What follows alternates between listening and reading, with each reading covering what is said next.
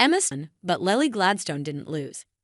The Academy Awards were full of sure things, long-awaited anointments, and easy predictions. The Oppenheimer romp. Ryan Gosling's Ken stealing the show.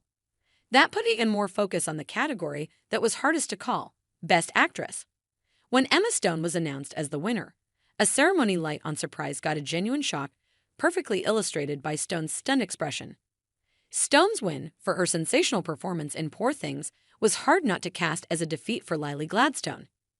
The Killers of the Flower Moon actress had been picked by most prognosticators, and, as everyone knew, history hung in the balance. Her win would have been the first for a Native American in the nearly century-long history of the Oscars. It was a difficult-to-define result. It wasn't quite an upset. Stone's performance, equally favored, was too good to call it that. But it still stung, particularly for Native Americans watching across the country. A community that has watched Hollywood for most of its existence overlook its stories and performers. One thing you couldn't call it, though, was a loss for Gladstone. Lily Gladstone has undeniably left an indelible mark, breaking barriers and inspiring countless individuals with her remarkable presence and commitment to storytelling. Chaired Blackfoot Confederacy, a tribal council for the Blackfeet Confederacy nations of Kainai Blood Tribe, Siksika, Pagan Pekani, and Amskapi Pekuni. Her representation is a source of pride for the Blackfoot Confederacy, the Osage Nation, and all Indigenous communities, resonating far beyond the confines of a single ceremony. Throughout award season, Gladstone has been a figure of rare grace, speaking eloquently on behalf of her tribe, the Osage, Native American representation, and Hollywood history. More than any other nominated performer on Sunday night, she carried the hopes and dreams of a people. "This is for every little res kid," Gladstone said, accepting her Golden Globe Award in January. "Every little urban kid, every little Native kid out there who has a dream, who is seeing themselves represented and our stories told by ourselves in our own words, with tremendous allies and tremendous trust with and from each other."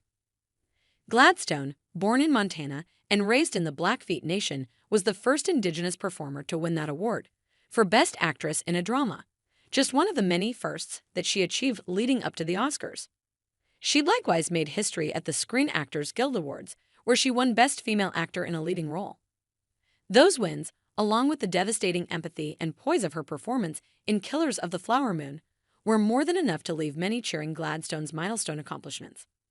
Lily Gladstone, you already won. Peggy Flanagan, Minnesota's lieutenant governor and a member of the White Earth Band of Ojibwa, wrote on X, "You bring all of us into every room you enter. We see ourselves in you every day. Thank you for taking us along on this journey with you. We can dream bigger than we ever thought because of you." Gladstone's SAG Award was a big reason some expected her to win at the Oscars. It's the most predictive awards for acting prizes.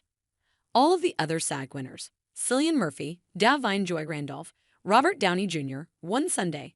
In the 2 previous years, the SAG winners have exactly matched those at the Academy Awards. But Stone also won at the BAFTAs and at the Globes, where Poor Things was slotted into the comedy or musical categories.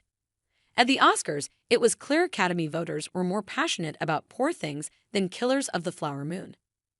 Poor Things took home 4 awards, second most to Oppenheimer, while Killers of the Flower Moon was shut out. Martin Scorsese could be seen consoling Gladstone after the ceremony ended. The 81-year-old director knows something about Oscar disappointment. Scorsese, remarkably, has won only 1 Academy Awards for directing The Departed, and he's sat through numerous ceremonies only to see his much-nominated films, including Taxi Driver, Gangs of New York, The Wolf of Wall Street, and The Irishman, leave with nothing. His last 2 features have gone 0 for 20 at the Academy Awards, easily a record.